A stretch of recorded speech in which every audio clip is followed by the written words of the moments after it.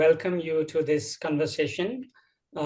This is the roots of risk in the Himalayas. Now, this is the first in our Himalayan Disaster Webinar Series organized by WfD Foundation. You might be wondering, what is WfD Foundation? We are a new organization, but collectively we bring over 10 decades of experience in enabling communities working in various spheres of public life. Our work centers on learning, research, and policy engagement, connecting institutions, governments, and communities to build a more just and sustainable future. So today's session, sits right, I think, at that intersection where science meets policy. We have Dr. Saibal Ghosh, and where knowledge must translate into action. So we are meeting fittingly. I think all of you know that today is the International Day for Disaster Risk Reduction. I think it is a moment for all of us to pause and I believe to reflect on what the Himalayas are telling us. We all know these are the world's youngest and most fragile mountains, home to hundreds of millions of people and some of the Asia's fastest growing economies. What we are increasingly seeing today, as we all know, the floods, the landslides, the glacial burst, I think are not isolated events. We think these are the signals of deeper vulnerabilities in how we live with and build within this landscape. So I think the question guiding the webinar today is very straightforward. It's very simple, but very urgent as well. The question is, why are disasters in the Himalayas increasing, and how can science, policy, and public understanding come together to reduce that risk? I am delighted to be joined by three exceptional speakers. Dr. Saibal Ghosh, Deputy Director General of Geological Survey of India. Dr. Rohit Negi, Associate Professor at the Indian Institute of Management, Calcutta. And Ms. Jayshree Nandi will join us a bit later. She is an environmental journalist, with the Hindustan Times. My name is Trilochan Pandey. I'm also joined by, colleagues from WfD, Dipankar Khasnavis, Murari Goswami, and Lokasi Saha, who has been central to shaping this series. I just want to sort of flag that this is the beginning of the series. As we all know, this is a very complex issue. So we want to continue with the series, bringing in communities, experts, over time. Again, thank you all for being here. I just want to do a little deeper introduction of Dr. Saibal Ghosh and invite him. Dr. Ghosh, as I've already shared, is the Deputy Director General at the Geological Survey of India, and he is leading critical missions of the organization.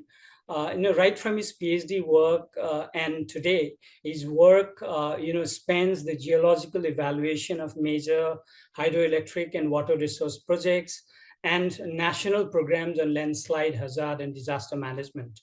Dr. Ghosh, thank you for joining us today. The floor is yours. Thank you.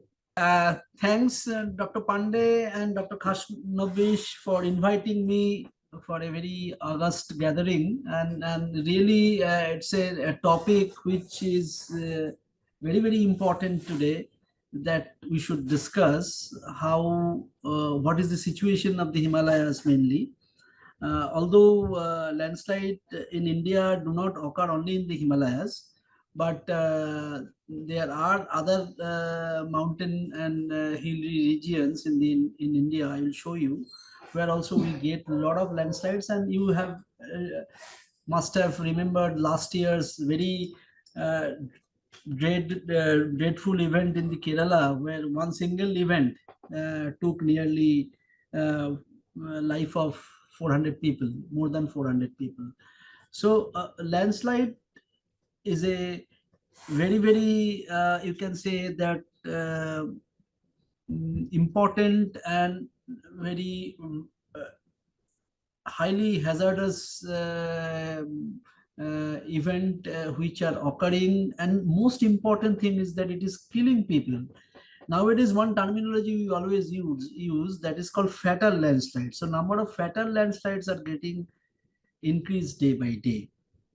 So in my today's presentations, I will try to tell you that what is the landslide hazard scenario of the country mainly, and how government of India or the state government are trying to manage it.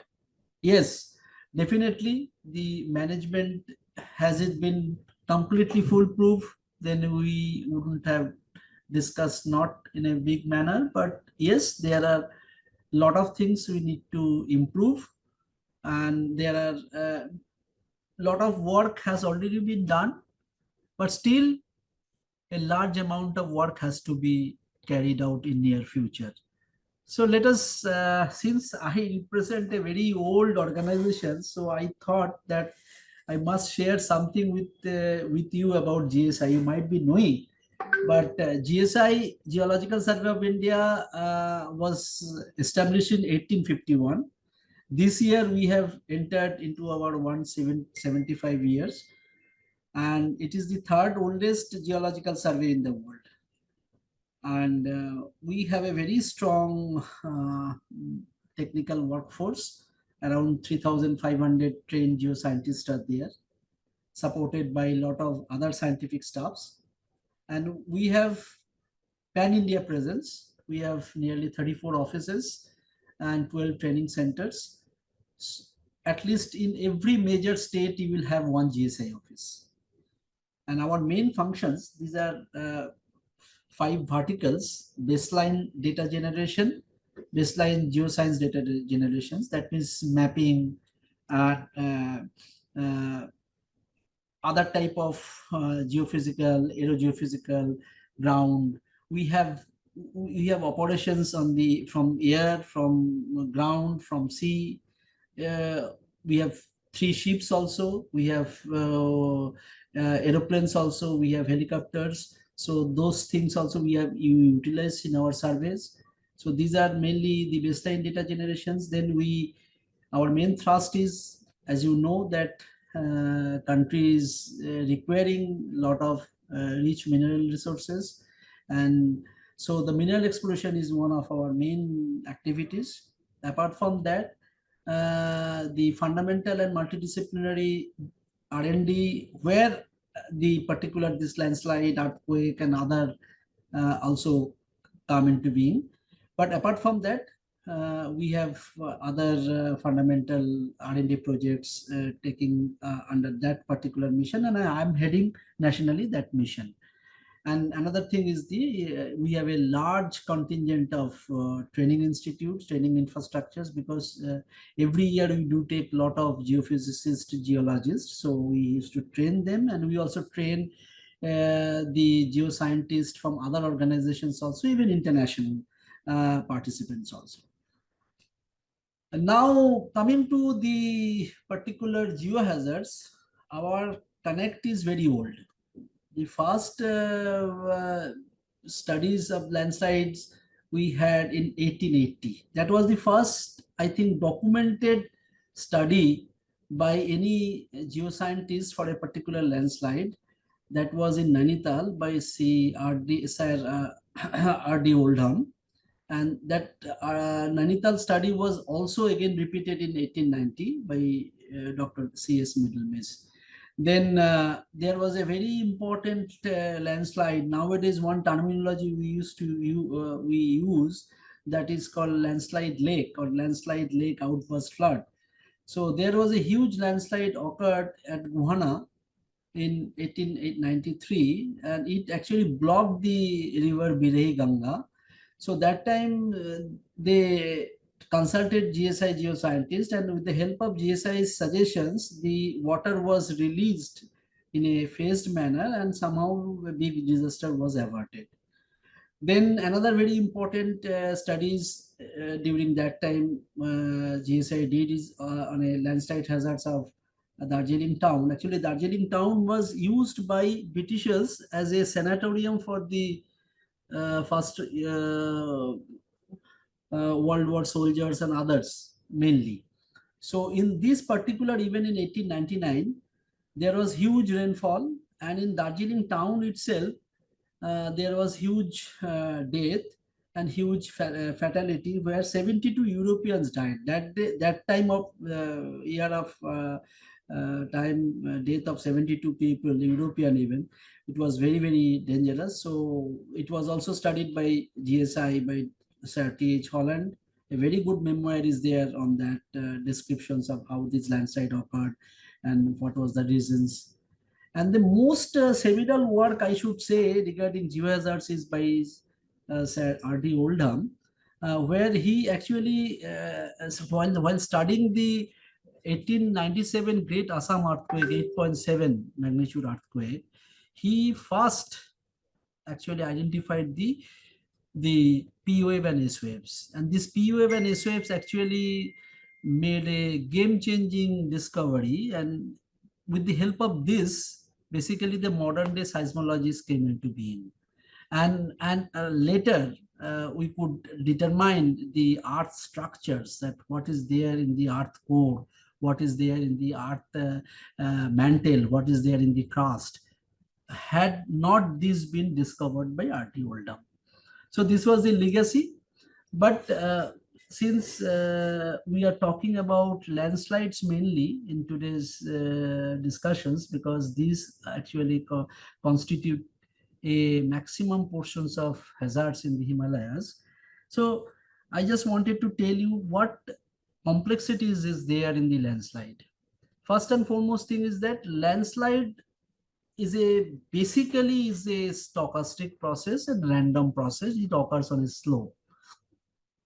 And it is mainly caused because of some intrinsic factor and also some extraneous factor, which we call it the triggering factor. So in Himalayas, as you know, the mountain slopes are varying very rapidly. It's very steep, relief is very high, and it has very different type of lithologies, having different type of land use and land cover. So intrinsically, it has all factors built in which make him vulnerable in a different manner. I should not say the vulnerable in the same manner, as far as the landslide susceptibility or landslide proneness is concerned. But do we get landslide at every places? No. To get a landslide or to occur a landslides, we need some triggering factor. And which are the triggering factor? Mainly the triggering factor are in India. We have what we have observed, mainly the rainfall, the monsoon rainfall, because we have a very long and very strong monsoon period, that is between June to October.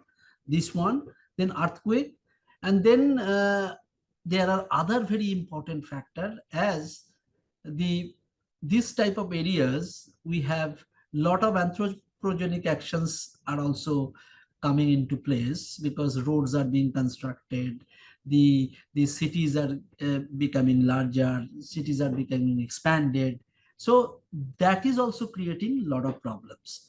So I will show you. So the landslides, as far as definition is concerned, that it can be a very small one, it can be very big one. So that is another big problem.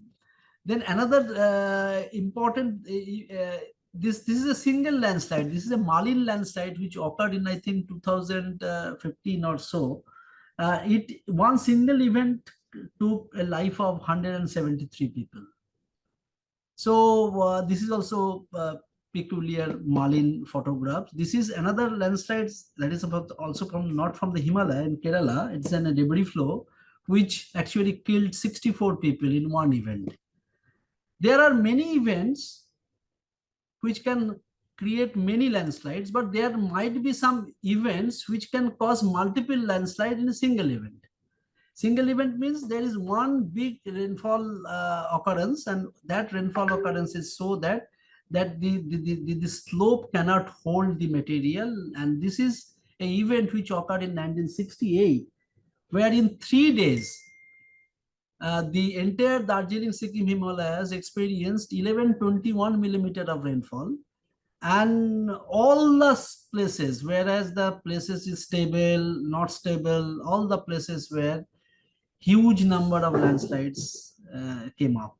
Similar type of event, I should say, have happened this year also, not in that scale of 1968 in Darjeeling this year, in between during the same time, in 3 and 5 5 October 2025. Then the event I was referring to, this is another challenge we are facing, that all these areas, this is in the most discussed and most studied event of last year in Kerala, where people were living in a very comfortable, very low-lying areas in the downstream. But because of a landslide upstream and because of a huge, large debris flow, the entire impacted areas were inundated by slide debris. So this is another thing, that it may so happen that landslide may be generated in an area which is far away from this impact area, but the impact area, if not I should say not properly protected, then this sort of disaster may happen. And there also people, recently you have experienced the Dharali. Dharali is a place where we have seen that there are signatures of past debris flow. But people in the Himalayas, we have seen that the old debris flow areas are very easy locales for constructing house and other things. So people always try to expand the small, you can say village, then from village to some bigger settlement, and slowly it gets increased. And then again, another event may occur, just like in Dharali, what happened, you have seen. And in the same locations, the similar type of event has occurred, and a debris flow, because of the debris flow, a lot of people have died. Let us now see that what is the global scenario vis-a-vis the Indian scenario. Now, as it is very clear that all the extra peninsular areas in the world where the active fold mountain chains are there, just like this is Himalayas, you can see that this is the area where this is a study by NASA. It's a very good study, and also for the World Bank they have done it, and they have shown with the data of nearly 38 years, is a quite a good amount of population, that the most hazardous area is definitely the mountainous regions where our Himalaya is standing. And there are some areas which I will also show you, that in the Western Ghats, where there are also some landslides occur, and in the northeast. But these areas are basically hotbed for landslides hazards and all other hydrometeorological hazards. But the most interesting story of this World Bank report, if you see that if we considered that in India, I can tell you that our database says that around 80% landslides are triggered by mainly the monsoon rainfall. So this rainfall triggered landslide are showing a higher level of, or higher frequencies in the last 30-40 years. You can see that after 1995, there is a tendency of a global frequency rise of the rainfall triggered landslides. And if you see this particular the figure in the same report, you will see most of the continents are not actually contributing for this increase. You can see only one continent, that is Southeast Asia, is actually perhaps contributing in such a manner that that after 90s, that this increase in you can say the number of rainfall triggered landslides we are experiences. One explanation could be that after 1990, the countries like China, India, Nepal, all these places, huge infrastructure work has occurred in the mountainous areas. Perhaps that is a big reason that there is also an increase in the landslide occurrences. This is a documented fact. There is another study which has been done between 2004 and 2016 by Southampton University. Professor Petle, I have worked with him also. He has also shown these things that that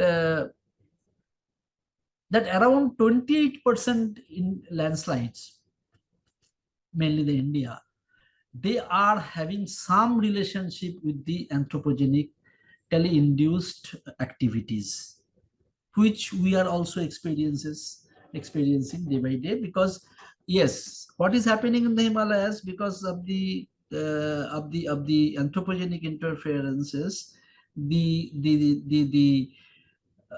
the ground mass or the toe of a particular slope is getting affected, and it is basically inducing the landslides to occur, and it is also accentuated by the high amount of rainfall during monsoon. You will not find much landslides in the winter, but you will find a lot of landslides in the monsoon period. But all are truly not by the rainfall alone. Maybe rainfall plus some combinations of triggering from the anthropogenic actions together are creating landslides. But in India, there are examples of earthquake induced or earthquake triggered landslides too. We have the database where in the past, every event, Bihar, Nepal earthquake, then Sikkim 2011 earthquake, then also when the Gorkha earthquake of 2015 occurred, after that also lot of landslides incidences were reported from India, and these were also documented. So that is also another factor, because as I always tell, that entire Himalaya is under, you can say, zone 4, or at some stage places zone 5 also, where any time any earthquake of more than 7 or 8 magnitudes may occur. And if that occurs, then there will be huge number of landslides that will be in you can say that will be triggered in the Himalayas from earthquake also. Now we have done one simple study for the last 10 years, you can say, where we have seen that these are the landslides which GSI officers visited the slide at site and studied. So this may not be a consummate the landslide occurrence history of these 10 years, but these are very important landslides where some impact has occurred, some death has occurred, or maybe some property has been damaged. So GSI studied all those landslides, and we have seen that if we just take a extreme event out of this picture, there was an extreme event in Kerala in 2018, and it indeed that more than 2000 landslides occurred in a single year there. If we remove that, then also you will see that from 2015 to 2024, there is a slight change or increasing trend in the landslide occurrences. So all these observations tells us that there is no doubt that extreme environmental impacts or extreme climate change events are in place, and there is an increase in landslide occurrences in India. Now coming to the scale of vulnerability, if you see the scale of vulnerability, GSI after the 2013 Uttarakhand disaster, we had launched one national program, because before 2013 or 14, if you would have asked me that how many landslides are there in such a state in some states, I wouldn't been able to give you an answer. But now I have the entire data. I can answer you. And that was possible because GSI launched a national program where GSI mapped on 1:50,000 scale the entire landslide susceptible areas, or in entire landslide vulnerable areas of India. That is nearly 4.33 lakh square kilometer, around 12.6% of Indian land mass. When we analyze this data, we found that around 14.52% on average, those areas are very highly susceptible.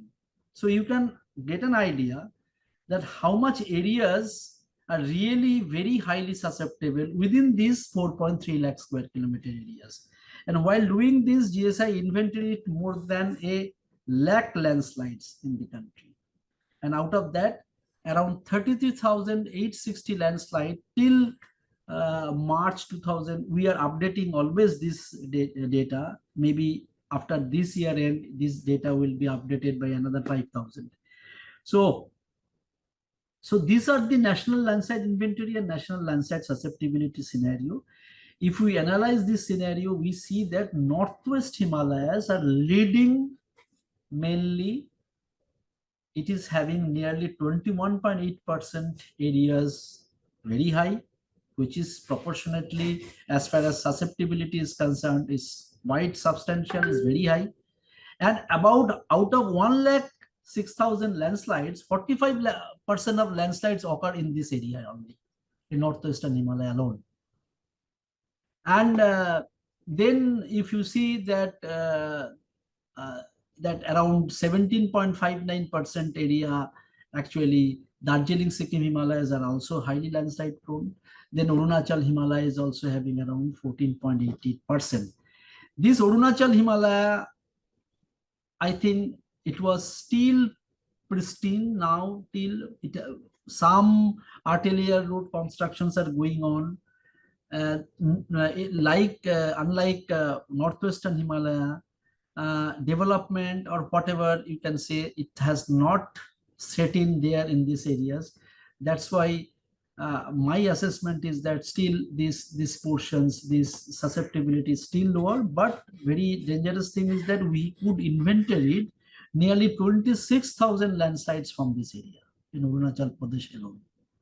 So that is Arunachal Pradesh, the landmass and landscape is also changing very fast. Now, density hotspots, as I have told, the landslide density is remarkably high. Overall, if you see, the landslide density is very high in India, within the 4.33 lakh. That means per square kilometer, you can say this is the density. And then if you see the regions, those areas are very small, Darjeeling, Sikkim, Himalayas, but it is having more number of landslides. So that's why it has a highest density of 91.8%. Whereas Arunachal Himalaya is still less, 37 point, and the Northwestern Himalaya overall is 31.90%. Now, state-wise vulnerability, if we see the Himachal Pradesh, till now, what we have seen that Himachal Pradesh is having nearly 30% highly susceptible area, which is extremely high. Almost all the districts of Himachal Pradesh are susceptible, and some districts are having more than 50% area highly susceptible. And we have inventoried nearly 20,526 landslides. And then it is followed by Uttarakhand, 22%, and it is also having 17%, 926 landslides. Arunachal Pradesh, as I have told, that nearly 26,000 landslides were inventoried. But if you see on a single state, and we have seen that Sikkim is the landslide density is the highest, 93.53%, followed by West Bengal, and then West Bengal means only the two districts of West Bengal, and then Himachal Pradesh, which is 48.77%. So this gives you an idea that how vulnerable, as far as landslide is concerned, the entire Himalayas with data. People always tell that landslide, but now we have the data, and from the data also we can speak very, and this data is getting updated every year by GSI. Now, one important thing just I wanted to tell you why road constructions, or I just took one example of road constructions, because road construction is taking us a lot of or showing some interesting picture. If you see that there are this is susceptibility map, where red zones are mainly the high susceptible areas, green are moderate, and the low are yellow are low zones. But if you see that many landslides are, and all the roads are mostly following or collinear with the red zones mostly. So there we have seen that the landslides and the red zones or the high susceptible zones are sometimes having a very good spatial connections, and the susceptibility is also very high there. And another very important thing, if anybody has observed properly in the Himalayas, we have seen that Himalayan landslides have a most of the Himalayan landslides has a tendency of reactivations. What is called reactivation? That means one landslide has occurred because of some event. If we do not able to treat that in time, then that landslide has a tendency to get enlarged, to its crown can go to the directions against the gravity. That means it engulfs another area above it. So this is very, very common in the Himalayas. That's why in Himalaya we always tell that a landslide which has occurred once, that doesn't mean that it will not reactivate again. In Himalaya, the chances of reactivations is very, very common. Unlike other areas means the Western Ghats and other places. Now, if you see how the road is being constructed, the road mainly constructed when then we alter the slope. Suddenly we steepen the slope mass, but we always are not able to take care of the slope and protect the mass. And this creates the main problem, that mechanical disturbance, road constructions, if we can protect the upslope or the hillside slope, we can protect the slope also, but always it is not being followed. Then we have seen that apart from that, that roads are always negotiates with very thick, very prominent debris flow zones, creeping ground mass, and the zone which is having rapid retrogression rate. There are many examples in the landslides, if you see in the Himalayas, both in the northwestern and eastern and Arunachal Himalaya, that many landslides have given a peculiar spatial evolution in their lifetime for the last 30-40 years. It may retrograde, it may enlarge, it may because the landslide got somehow less amount of movement in between, so it got little bit constrained for some years, so it becomes but it becomes metastable. But we do not know, if we cut the toe again, it again started. I have mapped similar type of landslides many a times in many time period. Suppose in 2006 I have mapped one landslide. That time it was a 1 kilometer long debris flow. Then when I again went there after 4 or 5 years, I could not, it one go I could not find that landslides, because there was some lull in the movement. Again after 5-6 years, again that debris flow started coming up. So these are the peculiar thing which Himalaya has always been experienced. But it is a good thing that all those large and big landslides do not kill people. Always remember these things. Actually, this is a very, because those things, the local people, they know that these are the perennial landslide zones, so they generally avoid. But accidents do occur for the areas where rapid movement kinematics comes into play, in case of rockfall and slides along a very steep slopes, where the velocity with which the material comes down, people do not get any time to flee. Then, as I told, that poor maintenance, we could not maintain the road properly. We keep the slopes untreated. then there are many examples that the drainage is blocked, and that creates a problem. Drainage, always we have to remember one thing, that when during monsoon, the natural drainage lines which are available in the Himalayas, if those are blocked, then always because of the slope, water will try to find its way. And when it will try to find its way down, it may damage other places, which may invite any landslides. And you see the lithology of this, if you see, this is nothing but this is a rock. I am telling you, this is a bedrock. But if you see its strength is just like a soil. So when we are cutting such a steep slope, we are not giving any protections there. And if we keep it during the entire monsoon, it will definitely will not stand like that. It has happened in Jammu Kashmir National Highway. GSI told many places that these are the very trouble spots, and where lithology is not supporting, structure is not supporting, geology is very bad. If you are not properly excavating those areas, then it will invite many landslides, and it has happened. A lot of landslides occurred there. As I have told, weak lithology and unfavorable structures, these are very, very important in the Himalayas. The entire Himalaya, because of its genesis, because the Indian plate and the Eurasian plate, they collided each other. And this is one of the youngest mountain chain, the Mobile Belt, where every year 3 to 4 centimeters Himalaya is rising. And all the lithologies, which are highly sheared, fractured. So, and another very important thing is that if you see this map, the lithologies are aligned from northwest to, you can say, southeast directions. So all the roads are actually going from south to north. These are all actually across those alignment. We call it in geology the bedding or the train. So if we cross, you will always cross different lithologies.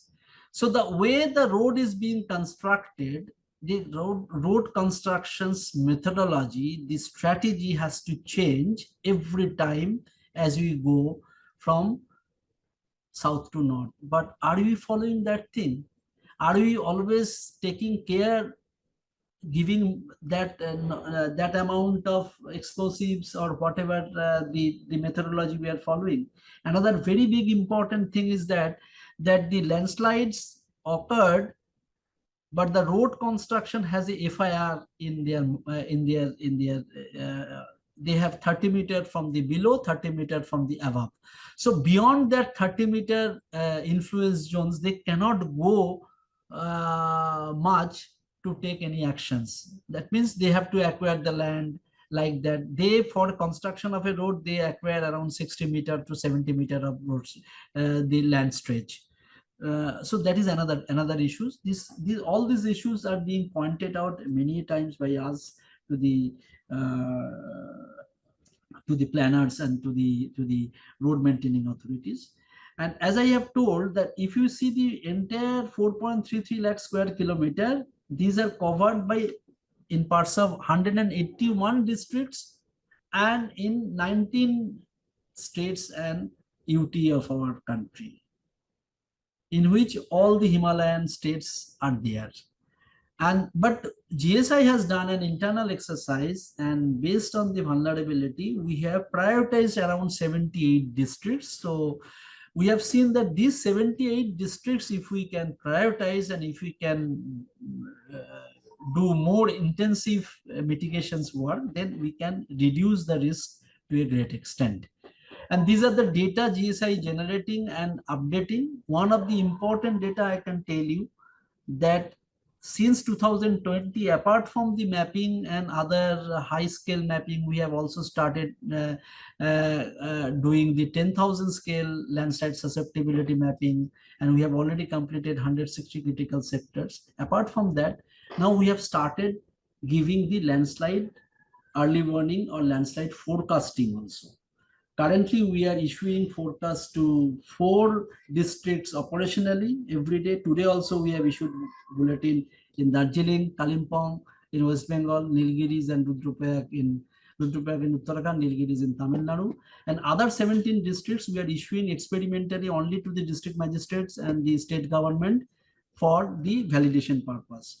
Our main intention is that by 2030, the end of Sendai Framework, we will be able to at least touch all the 19 states and UT, and we will be able to operationalize nearly 30 to 35 districts by that time. But is that enough? No. So if we just see what lessons we have learned while working in the recent times, whatever we have experienced, that extreme rainfall events and cloudbursts show very altered frequencies. This is not always that it is increasing. It is increasing in a pulsating rate. Then GLOF and LOF frequencies are suddenly, we have seen it is increasing more, and it has a cascading effects. GLOF and LOF, when they will happen in the downstream, actually it will increase the water level of the Trans river system, and it will cut the toe, and new landslides also will happen. We have experienced in 2013, we have experienced recently in 2023 in the Lunak Lake. Then debris flow impacts are becoming more dangerous now. People are thinking that I am living in a plain land, okay, but I do not, I am neglecting a source area which is just behind me. So that is creating sometimes a problem. And another very important thing is that the riverbed alterations are we are facing when there is an extreme event. Lonak Lake outburst flood has created havoc to the Tista River in Sikkim Darjeeling areas. Now Tista's carrying capacity has reduced like anything. So this is creating another problem. Then constructions vulnerabilities, road construction with long and steep cuts in poor geology, which is really creating havoc as far as landslide is concerned, slope stability is concerned. This needs to be taken care of. And geology, as I have told, that since geology is changing rapidly from south to north in the Himalayas, our excavation strategies has to be. And another very important thing is that we have seen that people, maybe I do not know, I do not always agree, but people always have a tendency to live in a more risky and more vulnerable areas. I have seen government police stations, government building, then hospitals are sited over a active chute or nala in the Himalayas, which is pretty dangerous. So those things need to be avoided. And solutions, what are the solutions? As GSI being a very large organization, we have 100 officers working on landslides every year. We have 30 to 40 investigation items every year, and we do it free of charges for all the state government. We update the hazard maps. All these hazard maps have to be used. We have seen that there are data, there are good geo product are available, but people are not using. Such an excellent 50,000 scale map for the pan India is available, but you will find that these maps are not always used for the land use planning purpose. I am not telling that zoning regulations would be possible with the 50,000 scale map, but planning purpose, planning big township, planning big road network, you should take into account all those things. And now we are stressing that with our help of our 10,000 and 5,000 scale studies and 1,000 scale studies, land use zoning should be adopted by the state government mandatorily for the hills if we want to save. We cannot save the life without this. Maybe the early warning, improving the early warning systems will solve a little bit of problem, but we cannot save the land. But that has also a lot of limitations, because unlike flood can inundate a extensive area below a certain level. So the damage is widespread. But in case of landslide, it is a since it is a stochastic issues, so maybe my house got damaged by the landslide, but my neighbor's house may be saved. So sometimes we have seen that landslide damage is not giving a foolproof imprint to the people's mind always to remember the sorrow. Maybe a group of people within a village got very much affected. This might be a reason, I do not know. But landslide early warning is not a very trivial task. It's very, very tough because it's a slope specific issues. We cannot put instruments at every places of the slope.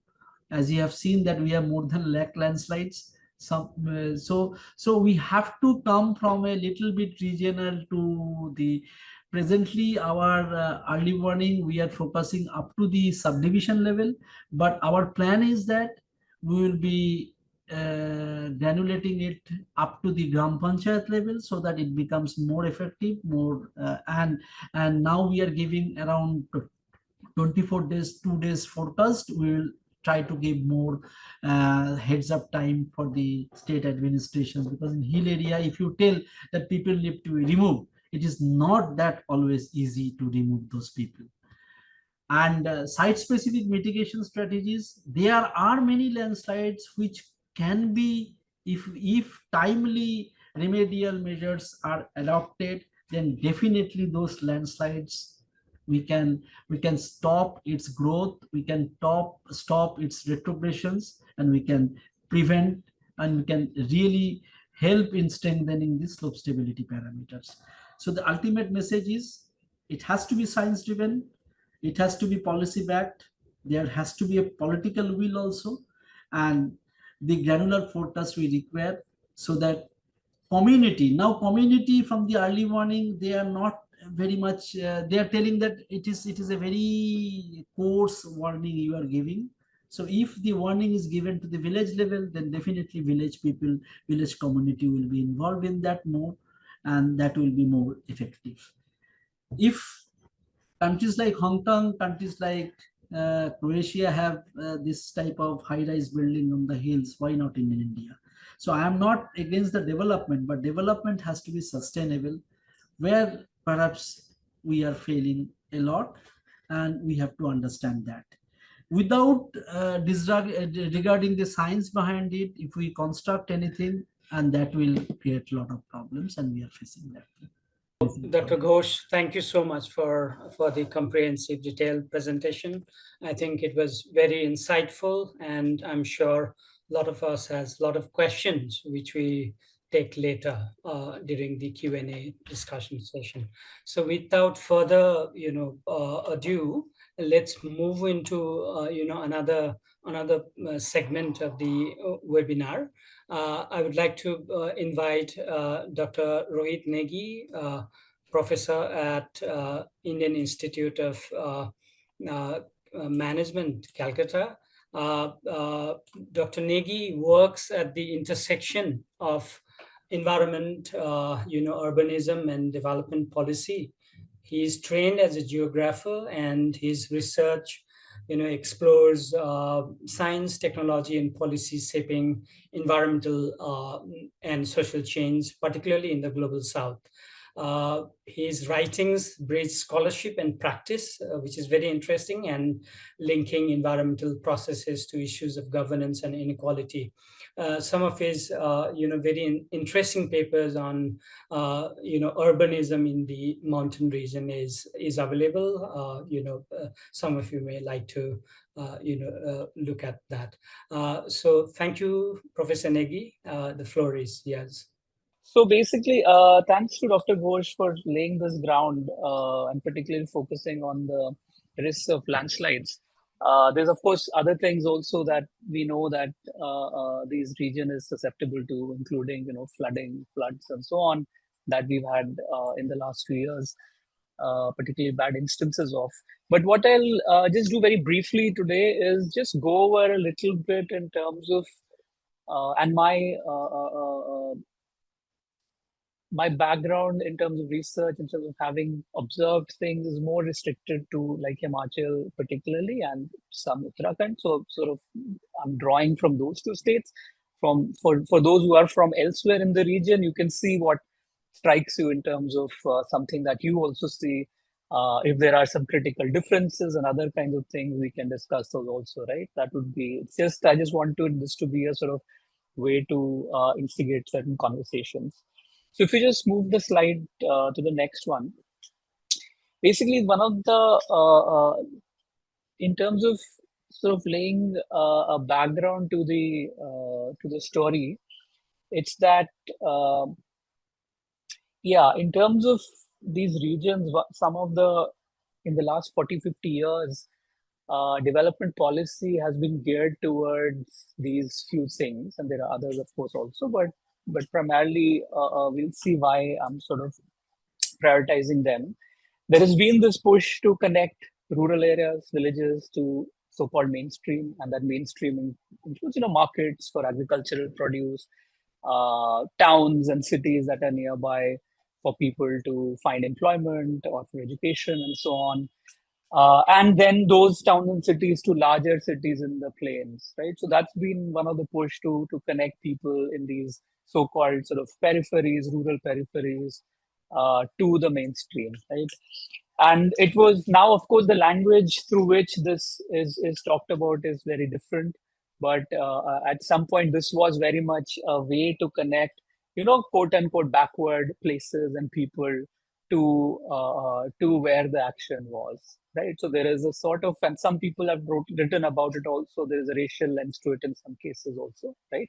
Constructing mountain people in a certain way, and then that opens the sort of space for direct intervention and so on. We can come to that later, but I'm just sort of flagging it at the moment. A second big push, at least in this region that I'm speaking about, has been to commercialize agriculture, to sort of see, and horticulture is sort of included in this. This push towards, intensive farming, and especially of fruit crops. So in Himachal, in parts of Jammu Kashmir, in parts of Uttarakhand, apples were in the 1970s and 80s the key sort of commodity or produce through which sort of development in rural areas was seeking to be scripted, right? So, and that definitely, you can look across many districts in these regions where people's incomes did increase. Those who were able to connect to that new economy, the apple economy, and not everyone was able to do that for various reasons, but those who could, they did see a rise in incomes, more disposable cash in their pockets, and that cash then allowed people. This is connected then to the third point. Actually, all of these points are connected, because you were able to move to the commercial agriculture, if particularly if your village or was connected to the markets through roads. And if you were connected, and if you were able to move to this new economy, cash economy, then that investment, that surplus or more money that you had, you were able to invest in the next generation's education, right? So that's how a lot of people, perhaps here, who have joined us, that might be the way through which they have got connected to, the cities, to economic mobility and so on, is through certain different sort of agriculture. Another very important thing, especially in Himachal case, is that the state has been a major employer as well. So through its paraphernalia, through the various departments, and through education especially, or or public health systems, thousands of people have got, quote unquote, more secure employment in the state sector, right? And that allows you to then experiment, to move beyond, let's say, only subsistence farming to cash cropping, and or at least have some, when you retire, savings that you can further invest in things, right? So this has made a lot of difference in terms of local economy. Cash has come in, especially since the 1990s, through these two things. Like I already said, education is a key component of this larger picture. There is this expansion of education, and we know that places like Himachal, for instance, they have achieved a lot in terms of universal education. There are now also colleges even in fairly small towns of the state, degree colleges everywhere. Of course, they follow their own networks of patronage also. If there's a deputy C, or this is the CM, deputy CM, or a minister from your town or your district, you are very much more likely to get a college. But at the same time, there is this expansion of education in this region. And finally, tourism as a key trigger, as a key instigator of a lot of change, right? So those who are, and you can see the connection between these few different things, because roads are critical to tourism. Uh, Roads are what then push or propel tourism in places beyond the established hill stations, right? So you have that is a prerequisite, but at the same time, and we've seen that in terms of the sort of if you look at particular villages where rural tourism has grown, it is those people who were able to save from the previous economic sort of boom, who are able to invest more even in tourism, right? Who benefited more from this change. So these are basically the kinds of developmental trajectories or key sort of drivers of what is going on in this region. But the point I want to make, and this will connect with Dr. Ghosh's presentation also, is that each of these elements has a very material and a spatial consequence, right? These are not only economic, these are also material processes. They make changes to places, and they change, and often these changes are irreversible and quite large scale. So if you can just move to the next slide, please. I only have very few slides, just some. So each of these points then has a very clear material linkage, right? So those roads, and I won't spend much time here because Dr. Ghosh already did, in terms of connecting the rural peripheries, now has taken a certain greater push since the rural road program, the previous Prime Minister rural road program, sort of took this initiative to even small hamlets and villages and so on. And there's this proliferation of debris everywhere, and so that is one thing that is clearly important to our story. Second, another slide, please. The next slide, please. The second point I mentioned, of course, is that commercial agriculture, more cash, is not something that just leads to economic mobility. It has all kinds of spatial imprints. So what are people doing with that money, that more money that they have? Well, a lot of it is simply, or rather, finding its way to settlements. That's finding its way to people purchasing land, property, building on it. And so you have these two images are of the same, what was earlier a village, now a small town in Kullu district, where you've gone from these, cart putting style architecture, wood and stone style architecture, to these even massive buildings that have been built here. And when we tracked who are the people building these or making these buildings, it's mostly folks who have, with some state employment, which I mentioned earlier, or through Apple or other economies. So that money now moves from the villages to these small towns and bigger towns in this region, right? So what happens in terms of settlements and their growth, it's very much tied to the regional economy, right? And greater cash and money in the larger region. Next slide, please. The third point that I mentioned is education. And education also is a trigger for construction and expansion of settlements. This one small town that I mentioned earlier and that I showed the photographs of, that alone, it has a population officially of 1,500 to 2,000. But there's many more people who live there, because that small town alone has about 10 private schools, right? So this push towards education, not only to have primary education in villages, but actually it's private education driven, right? So everyone, of course, wants their children to study in English medium schools, to go to these establishments that are now everywhere. And to that extent, then there is a whole economy of rental housing, right? So people build these big units with like 20, one, they will live in one of them, but other there will be 20 rooms that they have let out for rent to others, right? The same story at a different scale, a larger scale, is where you have colleges and universities also, which is also dotted now through the landscape. In fact, Uttarakhand and Himachal have a number of private universities that sit in these areas. And education then is again, it's a social and economic element, but it's also a material element that drives these settlements forward. Next slide, please. And finally, of course, tourism, it's both concentrating and extending. It leads to the hill stations, like the older hill stations, your Darjeeling or Manali, growing beyond anything that they had than anyone could have imagined, even in the 80s and 90s. to a place where it's very difficult to even understand what to do now. But also it brings in new spaces within the fold, right? Because tourism always has that element of people wanting to find new places to explore, right? Going off the beaten track, as they say, and that leads them to then interior of the districts, right? Villages that are being transformed. There's one place, some of you might know this place called Jibbi in Kullu district, which is now on the tourist map. But just until 10, 12 years ago, they were just two small guest houses.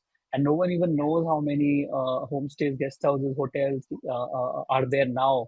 But literally hundreds and hundreds, right? There are traffic jams in village roads today because of this extension of tourism into these spaces, right? And many of these establishments, as you would imagine, because people want to be or have a river view, be near the river or nalas, are built in those zones, right? Which have a very high risk of flooding. And just this year, 2025 floods in this region, in the Kullu region, we saw how a number of these places, small markets that have emerged as a result of tourism, or this establishment that has been built in these spaces, have been washed away and or have been damaged because of the flooding. So next slide, please. Thank you. This is the photograph just as an example. This is someone I know from a village in this region, and this is from like 2023. Close to his village, there was a road that came in, and then he built this, 4-floor, 3.5-floor sort of place, and he put this on Facebook. This is from his Facebook post. It says "Mehmano ke liye taiyar," right? So he's ready to receive guests. And I put it here because just this year, a couple of months back, like early last month, when there were these rains, extreme rain event in this region, he was posting pictures how the road that is next to his homestay, this establishment, has been damaged. It's sort of sunk in many places.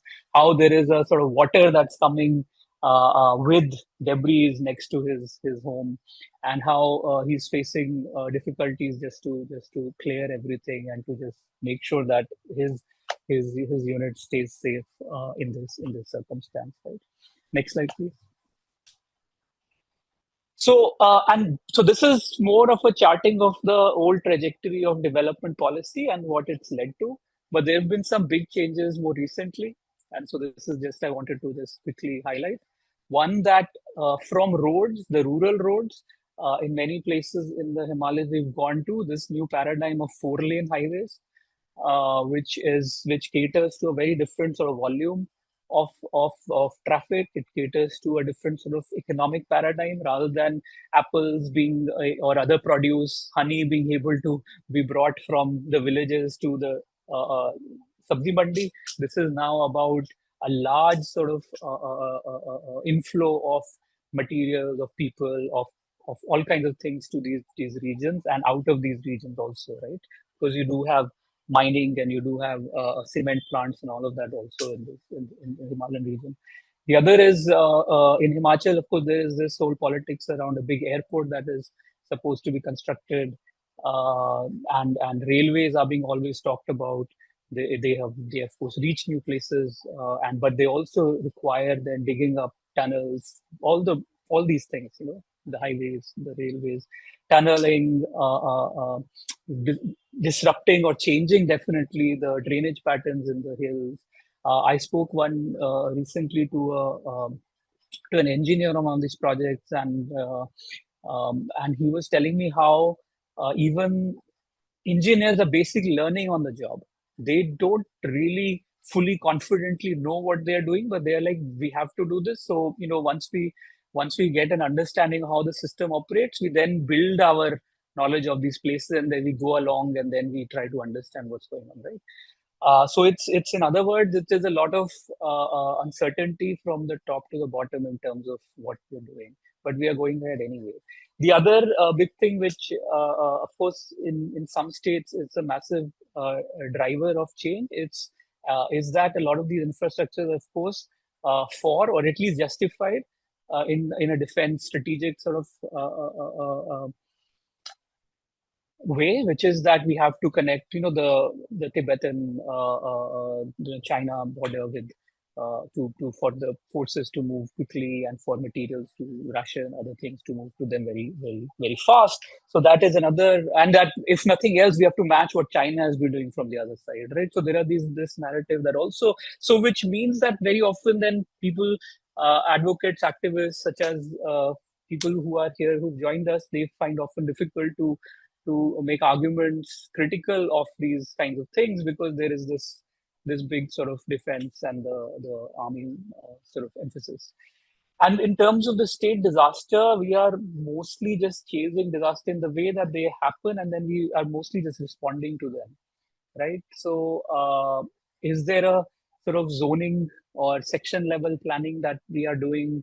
Are we dividing the state into different zones of risk and then developing policy or developing controls along those risks? Not really, because our sort of planning follows the established lines, which is that there is a Town and Country Planning Act that comes into force when some settlement will be categorized as a municipal council or a nagar panchayat. But but that settlement will only have the capacity to first develop those plans and enforce those plans after a decade or more, right? And meanwhile, you have already 10,000 people living in the place and having built in all these risky zones, right? So, so I suppose in terms of that policy of urban, rural, and then the urban, the TCP Act, it has to be rethought entirely. Actually, the land use planning in these regions. And could you change the slide, please? There's not much more. I just want to say one or two last things.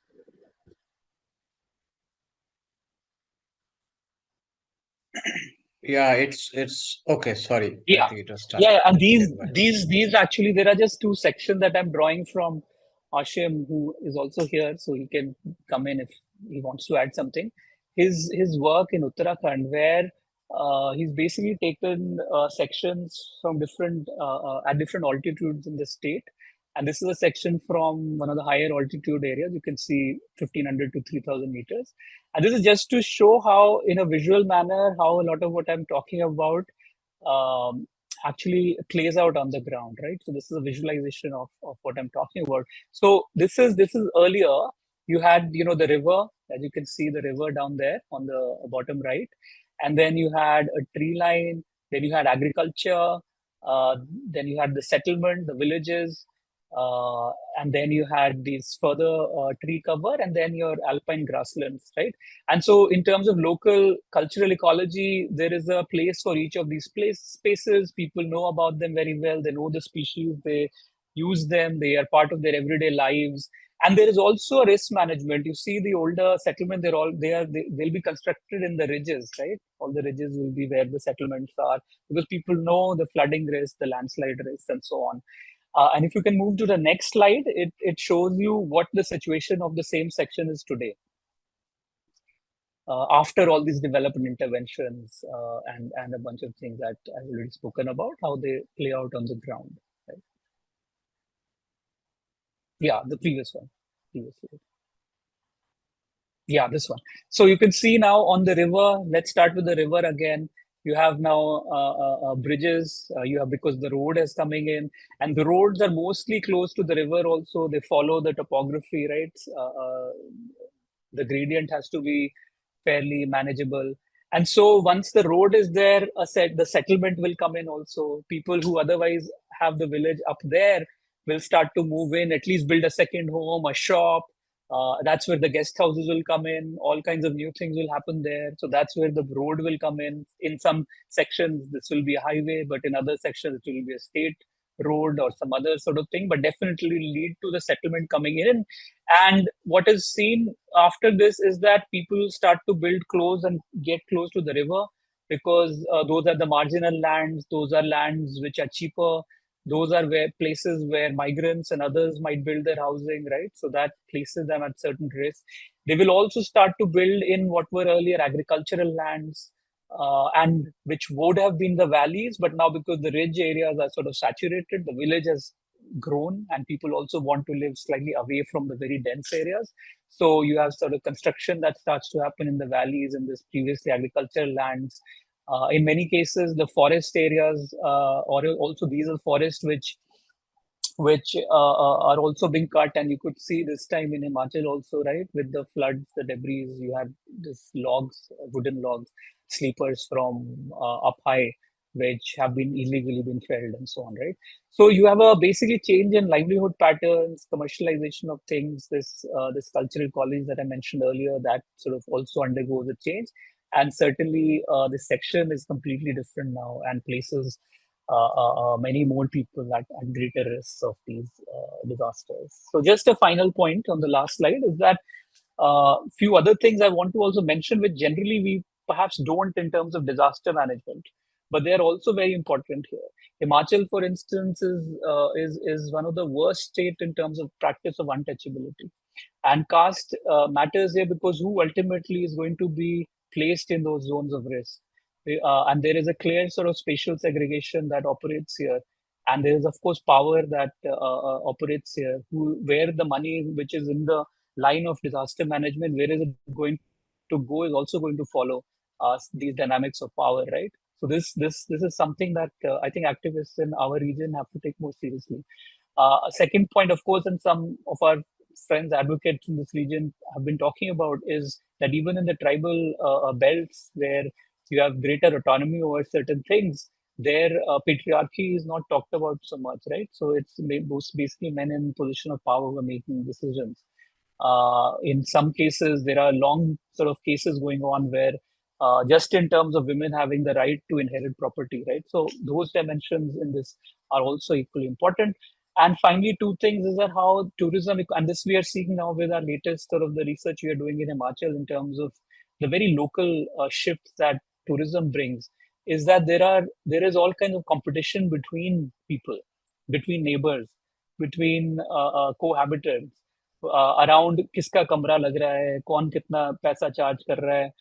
There's all kind of competition, competitive sorts of things happening, and together when you overlay those things with my last point, which is party politics, are hugely divisive in this region. People who vote BJP and BJP alone, people who vote Congress and Congress alone, they are absolutely unwilling to see reason in terms of policy and political shifts. And it's like they have signed an affidavit on birth that this is the party I belong to, this is who I vote. And there is no sort of question of a dialogue in terms of larger policy, right? So that this, and there is a great documentary film that on Malana village in Himachal that was out some 15 years ago. And that is very, very striking in that documentary, how this party politics sort of plays out in terms of intercommunity or interpersonal relation. So I just wanted to flag this also, because in terms of when we do think of concerted action, people have to think long-term policy beyond party politics. And I think it's becoming more and more difficult as more cash comes in, as this sort of new economy sort of drives people's motivations and aspirations and relations with each other. So in terms of in other words, just to conclude, those big sort of this trajectory of development that places us at certain kinds of risk because of the way it materializes. These new forces that are at play now, and finally, we also have to think about these sociological sort of dimensions of this issue. So thanks so much again. I'll end here. Thank you so much, Professor Negi. Thank you so much for, actually concluding with the social context. Often which we miss in deliberations like this.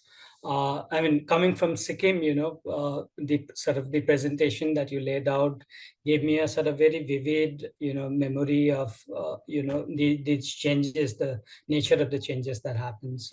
I think it's very relatable. I think that nature of changes. Very, if not the same, but cuts across the Himalayan region. Thank you so much. We'll have a lot of questions. Yeah, so maybe we'll take a couple of questions while we wait for Miss Nandi to join in. My first question was is to Dr. Ghosh. Dr. Ghosh, you have shown these maps, right? Heat maps of zones which are vulnerable. Now, I was just wondering that, there was one particular slide where you showed at least the number of landslides where the GSI has visited. And of course, there is aberration of, some 2000 in Kerala. But even if you take that out, I found that certain states which we don't consider very mountainous, like Bengal and Tamil Nadu, also had substantial number, right? And that is one. So that is one I just wanted to see. And I was trying to put that in the context of Wayanad, which you mentioned, that one particular incident killed 500. Now, you may have a large landslide in a mountainous region, but your death may be much lower, but a much smaller one in a very dense area can create much more loss of lives. That is one. That is one aspect. The other is that there may not be any loss of life in a Himalayan state, but your highway may be blocked for 15 days and there will be enormous economic cost. So I was just looking at this, if I probably say that look at the casualty on one side, vulnerability on the second side, and the economic cost on third side. Is there any study of drawing a map and prioritizing? Because our resources are obviously very limited. Yes, yes, yes. No, what I can just tell you that you are actually referring to the what which is called as risk.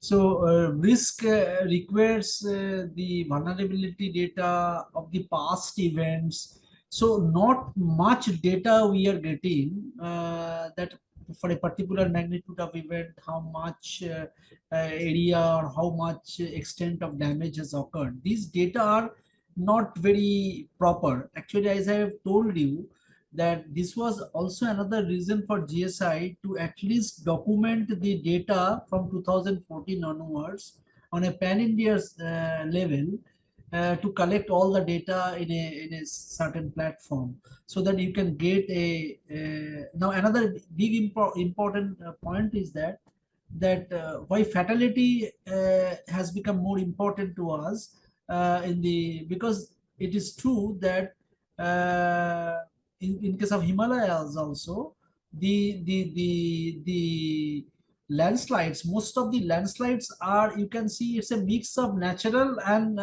anthropogenic. So there are many natural landslides also. You cannot stop those landslides to occur. Now the problem is that when it actually hit the fatality or the loss of people, then it becomes a news and it becomes more serious to all of us. But as you have told, and now another thing is that for small stretch of road which is getting disconnected by smaller landslides, those are getting immediately removed maybe 2-3 hours, because as we have seen in the recent data from the border roads or maybe from the NHI, that smaller landslide they can tackle in 2-3 hours. But the bigger landslide, bigger rockfall area, they may take more amount of time. That is another thing. But still, as you have told, that when there is a chances of huge amount of rainfall, very high amount than the threshold, as I am giving a small example. For the northwestern Himalaya, our threshold is lying between 80 to 85 mm of rainfall. Okay, in that we get a lot of landslides. But if a place is receiving a rainfall of 350 mm in a certain 24 hours time, and in this 24 hours time also is squeezed, actually the maximum intensity of rainfall is occurring maybe for 7, 8 or maybe 10 hours. And that creates a problem, that creates a havoc. And when there is a huge damage, people lost their life. And also if there is a larger or the bigger landslides occur on a road network, then definitely that. You remember in 2021 in Sirmoor, I think Dr. Negi, Professor Negi can remember, in Sirmoor, there was a very big landslide. And a completely 100-meter stretch of the road completely gone. That will definitely take a lot of time to. So those indirect part of the risk is also not much studies are being taken care of that way. Sure. Thank you, Dipankar. So my question in summary is there are two types of activities like Dr. Ghosh said GSI does. One is these studies and for potential mitigation of landslide and so on. The other is major focus on prospecting for mining and minerals, right? So how do you ensure that the moment there is a mine and mineral kind of a thing, that means there will be development, there will be forest cut, roads built, and that's often the beginning of man-made disaster. So Yes. how do you ensure that this conflict gets resolved at the GSI level itself? Are there areas which are absolutely out of bounds that you say, or there's no such mechanism? Because I think there's an inherent conflict in certain cases possibly. That is always there. That is always there, because if you see any Himalaya is in another way might be very much endowed with mineral resources, because the similar type of geo-environment in the other part of our continent in China, they have got lot of as you know that now the entire world is after critical minerals. So definitely we are having a lot of programs in the Himalayas also. But one thing is very important is that if you see most of the surface or the surface deposits or near surface deposits where open cast mines are being taken care of, those things are creating more problem other than the Right. underground one. But Okay. in Himalaya, we do not have much resources which can lead you to the open cast sort of mines. You need only thing is that there has to be something which you have to go with a shaft inside and collect the. But definitely, I agree with you that this will not. I cannot assure you that this will not degrade the environment. Here is the dichotomy always lies, that how much will the community will take and how much we will allow to grow. Our work, as far as the mineral find is concerned, we have to only establish the resources at the very preliminary level. Because after our preliminary level, there are 2-3 levels also before coming to the mining stage. We call it G1, G2, G3, G4 stage. We GSI generally are mainly concentrated on the G4 stage, that is the mainly preliminary stage. Got it. Maximum. So generally preliminary stage, and in case of, I can tell you, in the case of the mountainous areas, highly this type of Himalayan mountainous areas, the risk of investment is also very high. It's not that easy. So if the return is very high, then only you will get much investment. That's why in Himalayas you are not getting, there are good finds, but you are not getting much progress as far as the mineral exploration is concerned.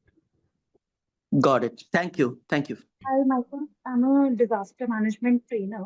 So recently, whenever we have given training for preparedness for landslide, one of the most recurring questions and one of the most critical questions is how do people know about the timing and the accurate location and the spatial extent of landslide? So basically, because in 2023, in 24, and even in this year, most of the landslides that happened and that were most destructive were at places that people, never thought were going to be affected. So, is there any kind of new geological profiling that is underway, because the risk landscape has changed immensely because of the Yes. cloudbursts and the intensity of rainfall. So how can we tackle this question for our participants in such trainings? It's a very good question you have asked. See, the exact location of a landslide prediction is not that easy. For that, you have to put a lot of deterministic instruments on the ground, and then only it is possible. Our method of forecasting is basically regional. That's why I have told that our the special resolution of our forecast is up to down to subdivision level only. But definitely, as I have told you, you have also seen that in any place, one slope is getting failed, but the side slope is not getting failed. So these are really difficult to predict. Only thing is what you can do, if you narrow down or if you make your the boundary of your forecast window little bit smaller, then it becomes easy, because in the back end you have a lot of other products also. Other products means hazard or risk maps are also there, from where you can get an idea that probability of occurrence of landslide, which places is most higher, which places is moderate, which places is low. So with the combination of all those things, we used to give some sort of a forecast, and forecast our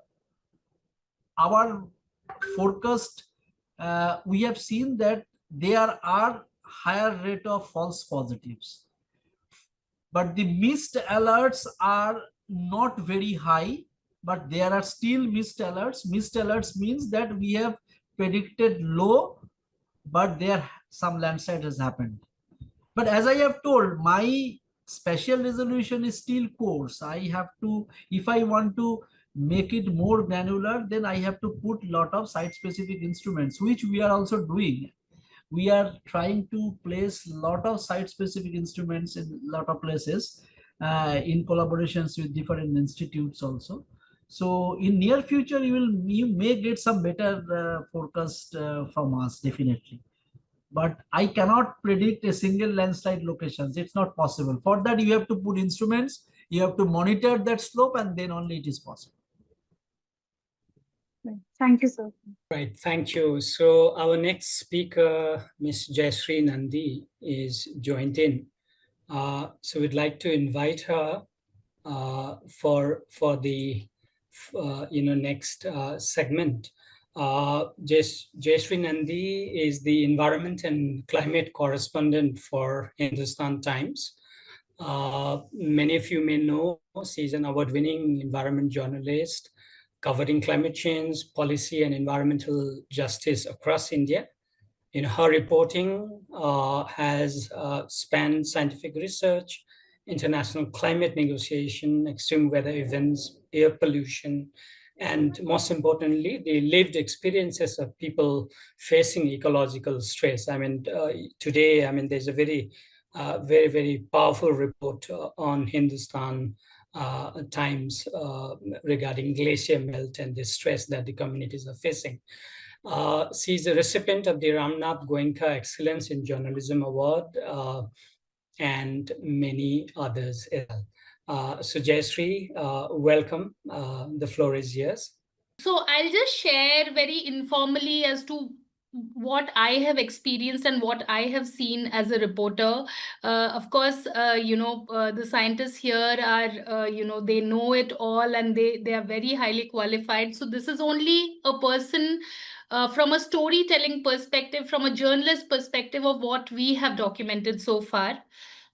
So I'll start with glaciers because, that is top of my mind. And also today, we covered this very important event of how Tajikistan has donated 2 ice cores to the Ice Memory Foundation in Antarctica. And this is because, of course, they want to extract a lot of information from these ice cores. But one of the very important things that I came across while speaking to the scientist was that the Karakoram anomaly, the so-called Karakoram anomaly, which we all have written about, is kind of coming to an end in the past few years. And this is from a scientist who was leading this expedition, and he was telling me that in the past 7 years, it has become very warm. Of course, that is one of the factors, but it's not been raining in the Karakoram region, and the snowfall has been very low. So while we grapple with the challenge of how one area which had kind of stable or positive, glacier mass, we are also seeing within the Himalayas, from my reporting experience, what we are seeing is very rapid ice melt, especially in the smaller glaciers, which are not really very well documented. I mean, these are, of course, completely based on anecdotes, what people have told us, what local people experience. Local people have this tradition of going to the glaciers, of exploring the glaciers, simply because it is part of their cultural, part of their lifestyle, part of their culture, and they also go because it's a beautiful place to see. So when I was speaking to a lot of people who have been to these glaciers, they are seeing that the glacier is going, वो in their language, और पीछे जा रहा है और दूर जा रहा है हमसे, ग्लेशियर पीछे चला जा रहा है. And the other inference is that glacier बहुत डर्टी हो गया है. ग्लेशियर में आइस नहीं, काला सा लगता है अभी देखने में, and that is possibly a reference to the debris accumulation over the glaciers. Now, glaciers are in a precarious state. We know it. NDMA has also launched this program where they are monitoring the glacial health. And they are also, sorry, just a second. I'll just ask them to be. Yeah. NDMA has started monitoring glacial health, and what NDMA is telling us is that they're actually thinking of interventions, that can help stabilize, or that can help stabilize these glacial lakes, so that you at least drain it, or sort of create some kind of impoundment so that it doesn't overflow. My question is that, as a journalist, it has always bothered me that there are so many hundreds of glaciers. How do you do it in so many glaciers?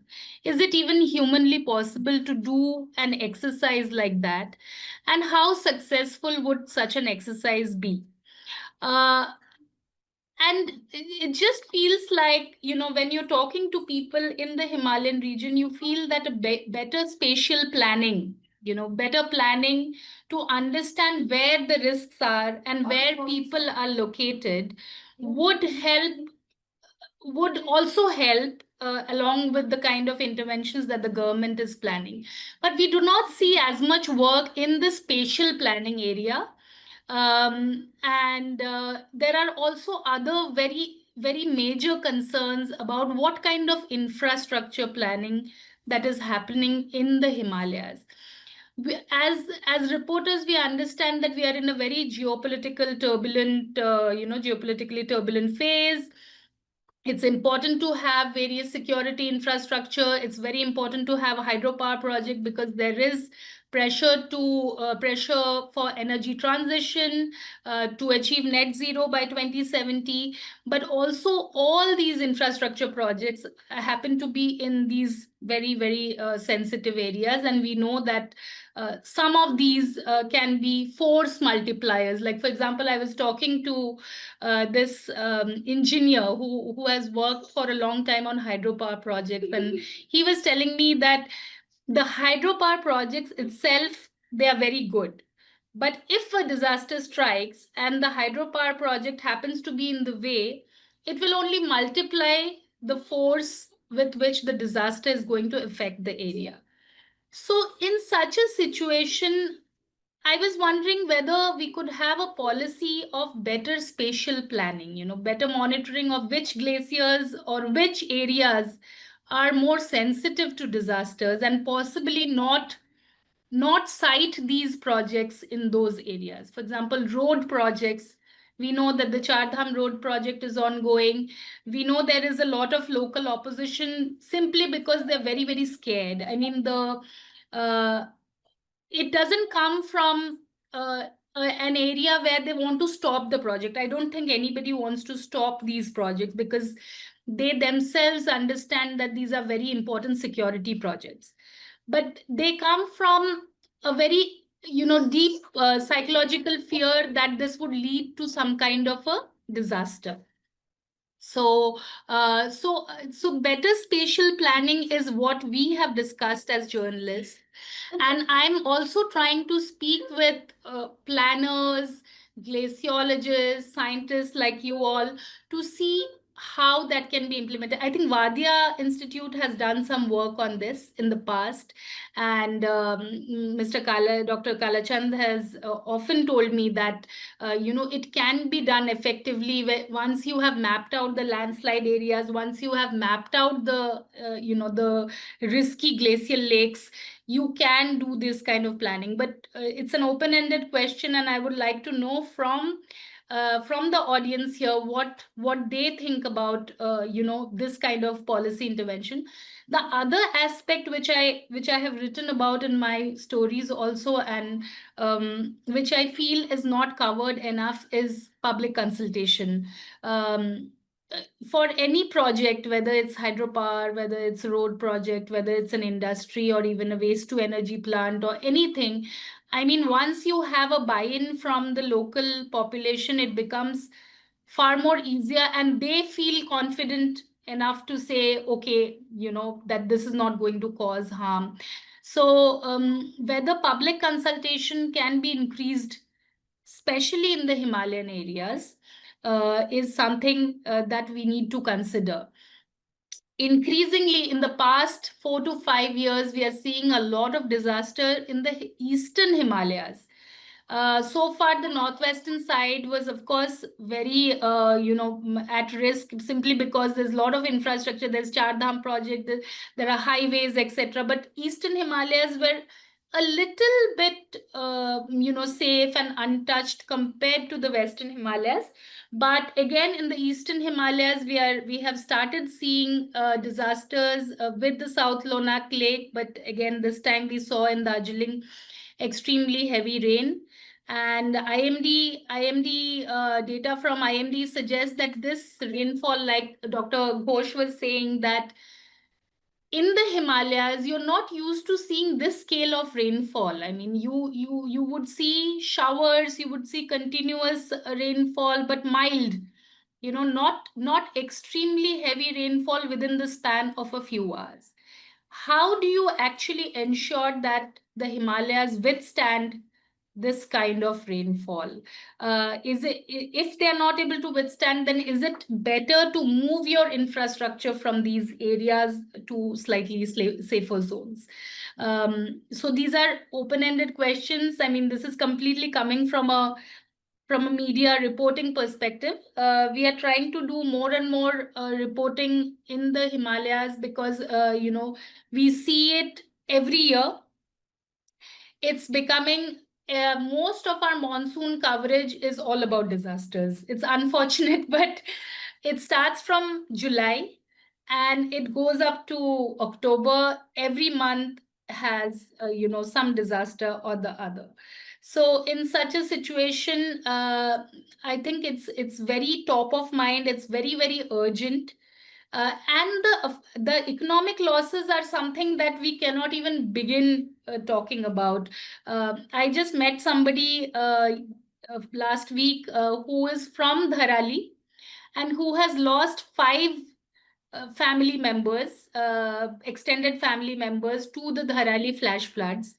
We have retrieved only one dead body so far, and we have no idea how many people are dead. There are lots of migrant workers who were there. In such a situation, I think, sorry. No. Yeah, in such a situation, I think it's very, very important that before the next monsoon, we at least know in the Western Himalayas and the Eastern Himalayas which are the vulnerable zones, so that at least the monsoon planning can be done better. So those are my brief points. If you have any questions or comments, please, most welcome. So, yeah, actually, you have added quite a few questions, and I think they are very important questions. So I will maybe, there are some questions from the audience for other speakers also. And before going there, I'll request Dr. Ghosh or Dr. Negi to, if they want to respond to any of the issues you have raised. Yes, what Madam Nandi has spoken, actually, you were right that even if we have early warning system in place, even if we have mitigation, because I have shown in my presentations that there are a huge amount of historic landslides in the Himalayas. It's not a very small amount of number. You cannot put instruments at every slope and get it monitored. It's not practically possible.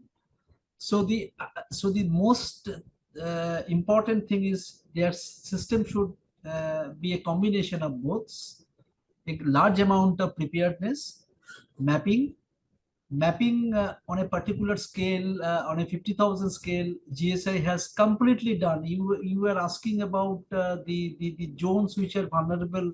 Those maps are available. Even each district, people, if you go to any district magistrate, he in his room, the maps are there. They have a HVRA project, I don't know, but these zones are there. Zones are known by everybody. Only thing is that we are lacking the implementation of the that in the planning. We cannot mainstream those scientific product into the planning. Now there is always a complaint against GSI that your map is on 50,000 scale, it's a little bit coarse. But I always used to tell that my 50,000 scale map is enough for planning a new township, planning a 360 or 350 kilometer long road network. You are planning a road network in the Himalaya for about 200, 300 kilometer length. Can't you plan? Can't you plan? Can't you see that where, because the high susceptible areas or high risk areas are not, the entire area is high risk. There are high risk areas. There are moderate risk areas. There are low risk areas. So we have to utilize those. I can tell you an example. In India, there are only two places. One is at Nainital and another is at Nilgiris, where there has been some attempt of utilization of this sort of geo information tool for the land use planning and these things. Nowhere else. This time Kerala State Disaster Management Authority is trying, and as usual they are also facing some bottlenecks. A lot of court cases are coming up because people are they have become, after the Wayanad, we had to supply them not only the landslide susceptibility maps, we have to also supply them the landslide impact map also. So for both Wayanad and Idukki, we have supplied to the state government the landslide susceptibility maps and also landslide impact probability map also. And now this has been, they are pushing it for some sort of a regulations purposes, but I don't know. This has to be, we have to be a little bit strict. I used to attend a lot of meetings in the PMO and the Home Ministry. I have seen now, at least we are telling from our every forum, we are telling that this has to be adopted. You have to adopt the land use planning, and you have to utilize this sort of maps. I have seen some political leaders also telling that thing. Yes, ये नहीं चल सकता, ऐसा नहीं चल सकता. We have to think that. लेकिन practically, if you have listened to the lecture of Professor Negi, practically, if you see, there are many more areas we have to think before implementations, because the local economy, lot of things are interconnected with that. So at least for the large project, Professor Negi was telling about the larger projects. Larger projects, we can make it more sustainable, more robust. That for that, there is no dearth of data. Thank you so much. In fact, I also wanted to ask both of you about the slope stabilization issue. In the Char Dham road project, what I have been told by locals is ye slope stable nahi hai. And in some areas, there is some stabilization that is being done. But what is it? So for the Char Dham, you forget about our 50,000 scale map. Chardham, we have completed 10,000 scale mapping. Right. We are giving all this map free to the state government. We are telling them utilize this as land use zoning regulation devices. Right. So those 10,000 scale map even are actually in that we are identifying the trouble spots also. Suppose each one report, we have completed nearly 54 reports there, where each report contains say around 20-25 kilometer road stage. Yeah. So such an intensive ground-based data we have collected, we have shown that out of that we are showing 10 or 12 trouble spots. There we are also suggesting the remedial measures also. Yeah. But the problem is that suppose this year I am giving this report. Now when it will come maybe 2-3 years more, by that time some more new landslides will occur there. Yes. Yes. So that because you see development if development is not sustainable always, then we'll have to have a very varied landscape changes in this sort of vulnerable areas at present.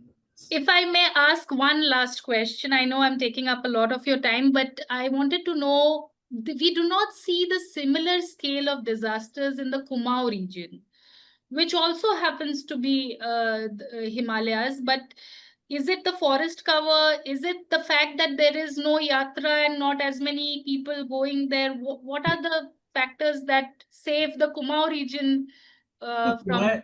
I will not always agree to you, but definitely the Garhwal Himalaya part is more populated, more because floating population is very high. But in Kumaon also a lot of landslides are occurring. We have the data. A lot of landslides are occurring there also. And definitely, as you have, there was a very nice illustrations what Professor Negi was showing, how the forest cover is getting reduced in the mid slope part. So that is a very important thing, because as the landmass becoming barren, and this is actually a very favorable factor for landslides and erosion. So we map those barren areas. What you have shown in the sections, Professor Negi, we usually map before preparing the landslide susceptibility. We map those barren areas. So in our map also, just a PhD student or a very MSc student can do a simple study from the Google Earth map. If we do the land use changes for the last 20 years, all the products are available in any district in the Himalayas. He can easily identify what he has told. Yeah. So no, I just Go ahead. Please. No, it's all right. You tell. No. I was just going to say a couple of things. One, you mentioned the roads and the slope stabilization. Actually, and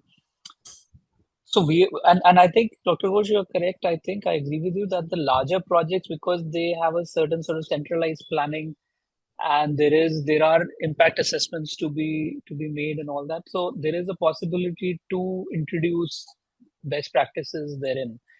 And then you have all these, multiplication of construction, the manifold construction that happens sort of beyond planning or plans, right? That is by different sets of agents and so on.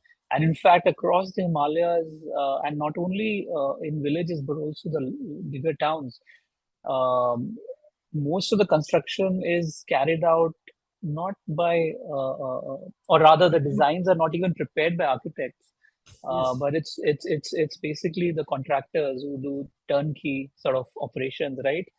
From your slope to construction to design and everything. So I think how do we bring in them into this picture in terms of construction, where, how, that's critical here. That's one thing. The other is we are also paying a lot of attention mostly to, and this is something that because I was in Himachal in 23 and again this year during these instances, it is when these disasters sort of strike, you realize the importance of what you can sort of call small or like ordinary kind of infrastructures. So when you lose your mobile phone signals, there is no power, because the tap water supply also runs through pumping. So you don't have even access to water in these circumstances. That's when you realize the importance of older sorts of small bridges, the wooden bridges that were connecting people earlier. You get a sense for the kinds of ways in which people were communicating prior to the mobile sort of revolution. And that there are social networks that tie that in. You also get a sense of how grains were stocked and how there used to be the water wheels through which you would, instead of the electrical chakkis or the ready or the now that we get flour directly from shops. So there are many systems that we sort of see as heritage, but actually in these situations they become very much alive or active, or that's they ultimately sort of allow for life to go on in these places in those moments. So I think it's equally important to sort of map those and what is the situation of these small infrastructures and know-how alongside, and whether we can sort of bring them or skill or reskill or value at least those who are carrying on these Yeah, one things. of the issues that I wanted to flag also, since you brought in the aspect of environment impact assessment and the clearance process and basically appraising every project. The Chardham matter was in court, and so we had access to most of the processes that were being followed. So in case of a very large stretch of Chardham, of course, Bhagirathi eco-sensitive zone is a different story, but for a large stretch of the Chardham project, the project itself was broken into very small segments, less than 100-kilometer stretches. And for whatever reason, I mean, that may be some other reason why they would have broken it up, but that exempted it from the appraisal process. So in such situations, how I think it's very important for the scientific community to at least say that appraisal is important, that going through EIA makes sense, simply because we know what kind of planning such a project needs. Yeah, just my comment. Yeah, Just one thing I just wanted to tell, that engineering has advanced a lot. There is no doubt about it. Another thing is that what I understand, that time is also another, the sometimes you require, because you see in Himalaya, the working period is restricted depending on the climatic zones and these things. And also even you cannot do a road construction during heavy rainfall, heavy rain pouring time. But if you see the DPR to be completed, DPR to be planned, and then the road to be constructed, it requires some more amount of time than what is being followed in the plain land. So because in the Himalayas, if you see, even if you do not have any map, if you follow a road, then you will find that suddenly there is a very good rock types. There is no problem. You feel better. But if you take a turn, then again you are finding an area where you cannot identify whether it is a soil or rock. You do not have to be a geologist, but you can understand that. So this, any engineers can also understand that thing. Only thing is that perhaps that micro level planning, designing, what Professor Negi were trying to, that has to be integrated. Science has to be there, it has to be give reliance to, and then design has to be made proper. And why not? Constructions of road is possible in this terrain. It's not possible, I cannot tell that thing, because engineering, only thing is that, and another very important thing is that if you want to do it, then you have to also invest a lot of money, because all those protection measures, all those things require huge amount of capital expenditures also. So that you cannot compromise. We are compromising with time, we are compromising with the money, then how can you, so we have to invest more amount of money. We have to follow because I can tell you, people sometimes says whether any guidelines are there or not. Bureau of Indian Standards has all guidelines in place. Indian Road Congress has all guidelines in place. What has to be done? So those things has to be strictly followed. And I can tell you one thing, if the road network become more sustainable in the Himalayas, then you will see a lot of problems will be solved. What Professor Negi was telling about the micro level, that can be controlled. But road network, since it is being done with a big project framework and these things, it has a scope also to get it or prepare it in a sustainable manner. And if we do not follow that, then the connectivity is getting affected. Absolutely, there is. And I am not telling about the earthquake hazard. Yeah. Entire Himalaya is very, very highly earthquake prone. So Yes. there is an earthquake in this terrain. If earthquake occurs, then it will first create large amount of landslides, new landslides.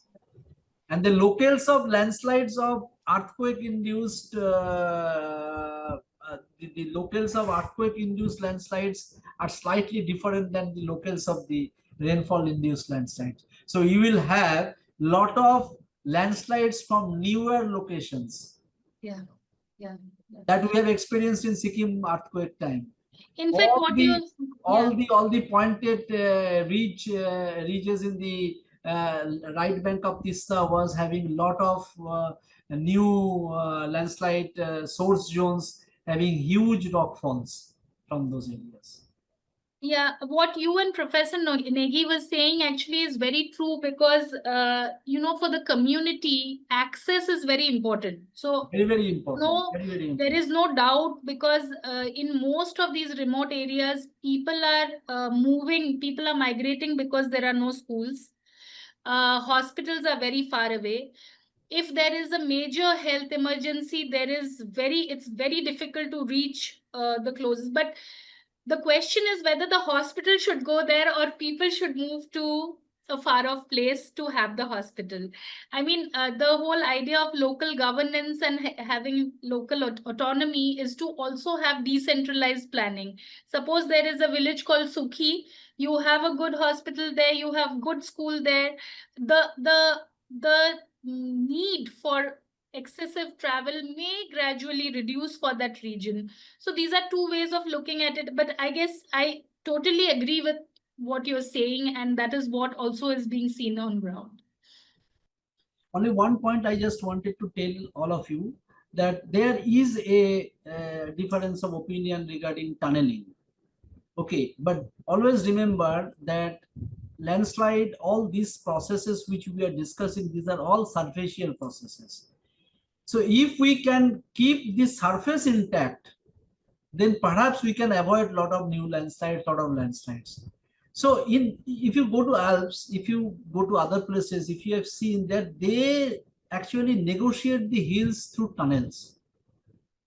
So I think a time has come, and Government of India is rightly taking,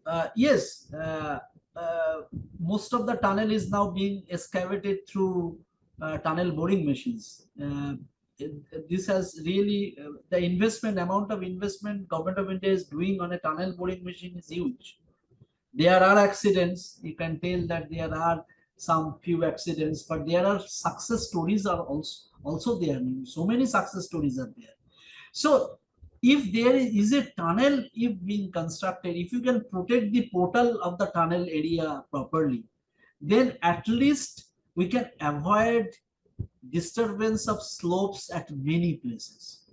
So my always a suggestions we used to give, that if a landslide is perennial and cannot be managed, then it's better to have even a small tunnel. I have done in Sikkim. If you go from to Chungthang, between Tung and Chungthang, one stretch was there at I think Tung. There was a huge rockfall area was there. So I was mapping that area. That time we had suggested is around 600-meter long road tunnel. Now if you go there, you can avoid that zone permanently. So we have to also think of some of the alternatives. some of the underground structures. Underground structures are much safer. It disturbs much lesser to the surface processes. Yeah. So the discussions are very interesting. It's a very topical issue. It is everybody, I think at this point of time, somewhat concerned, somewhat anxious, and everybody wants to see a solution, but uh, unfortunately we planned for 2 hours.